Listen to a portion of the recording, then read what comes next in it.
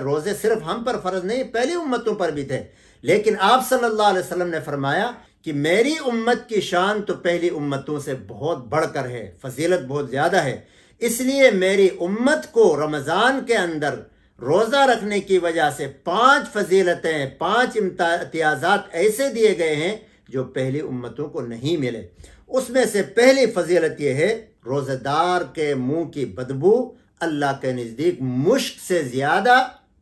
پسندیدہ ہے، مشک معروف خوشبو ہے۔ تو انسان کا جب معدہ خالی ہوتا ہے تو خلوع معدہ کی وجہ سے، خاص طور پر افطاری سے ذرا قبل ایسے وقت، یعنی ایک بوسی منہ سے بوسی نکلتی ہے، منہ سے بدبو سے آتی ہے، تو یہ چونکہ اللہ کے حکم کی بجا آوری کی وجہ سے یہ بدبو پیدا ہوئی ہے، لہٰذا یہ بدبو اللہ کے نزدیک مشک سے زیادہ پسندیدہ ہے۔ یہ اللہ کی شان دیکھیں۔ اسی طرح فرمایا افطار کرنے تک، یعنی صبح سے لے کر افطار کرنے تک اللہ تعالیٰ اپنے فرشتوں کو انسان کے لیے لگاتے ہیں کہ وہ انسان کے لیے مغفرت کی دعا کرتا رہے۔ صبح سے لے کر افطار تک اللہ تعالیٰ اپنے نورانی مخلوق کو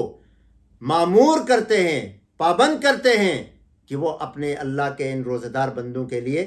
دعا کریں۔ اسی طرح فرمایا اللہ تبارک و تعالیٰ جنت کو مزین کرتے ہیں۔ اب جنت تو جنت،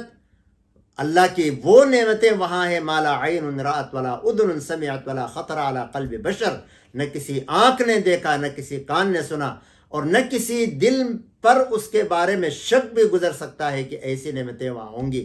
اس کے باوجود اللہ تعالیٰ اس کو اپنے روزہ داروں کے لیے سجاتے ہیں، مزین کرتے ہیں، اور فرماتے ہیں کہ قریب ہے میرے یہ روزہ دار بندے اپنے اوپر سے سختی کو، تھکان کو، بھوک کو، پیاس کو پھینک کر تیرے پاس آئیں، اس لیے تو ان کے استقبال کے لیے تیار ہو جا۔ اور فرمایا اور اس میں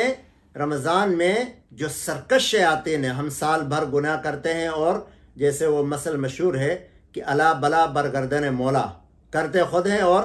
مولا کے اوپر ڈال دیتے ہیں، تو ہم بھی سال بھر گناہ خود کرتے ہیں اور شیطان کے گلے ڈالتے ہیں اور شیطان کو گالیاں دیتے ہیں۔ تو اللہ تعالیٰ رمضان میں شیطان کو بھی بیڑیوں سے، زنجیروں سے اس کو بند کرتے ہیں، ان کو جکڑ دیتے ہیں۔ غیر رمضان میں جس آزادی کے ساتھ وہ اللہ کے بندوں کو گمراہ کرتے تھے، بہلاتے پھسلاتے تھے، گناہوں میں لگاتے تھے، رمضان میں ایسا نہیں کر سکتے۔ اور فرمایا کہ وَيُغْفَرُ لَهُمْ فِي آخِرِ اللَّيْلَ، رمضان کی آخری رات میں ان کی مغفرت کی جاتی ہے۔